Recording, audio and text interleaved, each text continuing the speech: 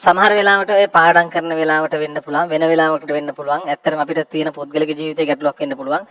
හිතට එනවා ළමයි තරහා ගන්න බැරි පීඩන. එක්ක අනාගතය ගැන පොඩි අවිනිශ්චිත ගතියක් එනවා. මට මොනවා වේද? මං හිතන් ඉන්න තැනට මට යන්න පුළුවන් වේද? මගේ ඉලක්ක දිනන්න පුළුවන් වේද වගේ නිකන් අමුතු ප්‍රශ්න වගේක් එනවා. සමහර වෙලාවට හිත දන්නවා මේවා මට දිනන්න පුළුවන් අවුලක් නැහැ. මම ඒකට මට තියෙන සුදුසුකම් මගේ ඒ කැපැසිටිය තියෙනවා කියලා අපි දන්නවා. ඒ වෙලාවට හොඳම දේ තමයි තව කෙනෙක් හොයාගෙන ගිහින් තමන්ගේ ඉලක්ක, තමන්ගේ සැලසුම්, තමන්ගේ ජීවිත කතාව කියන්න මහන්සි ගන්න එපා. එතනද ඒ වෙලාව අපරාධේ. එහෙම ගන්න මහන්සි ගන්න යන වෙලාව ඇතුලේදී එයා මේ මැදදී කියන දෙයකින් අපේ ඔක්කොම plan විනාශ වෙලා යන්න පුළුවන්. ඒ වෙලාවට හොඳම යාළුවා කරගන්න තමන්. තමන්ට කියාගන්න.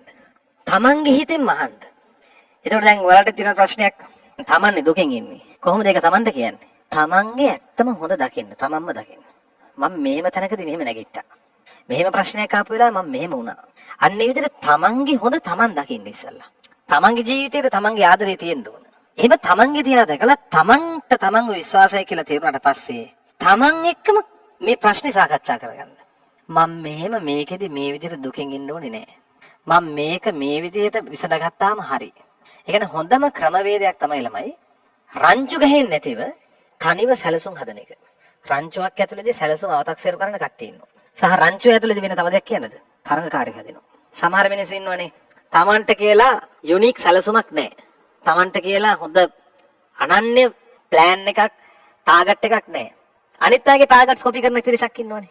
ඒක ඊර්ෂ්‍යාවත් එක්ක ඉන්නේ මං හිතන්නේ.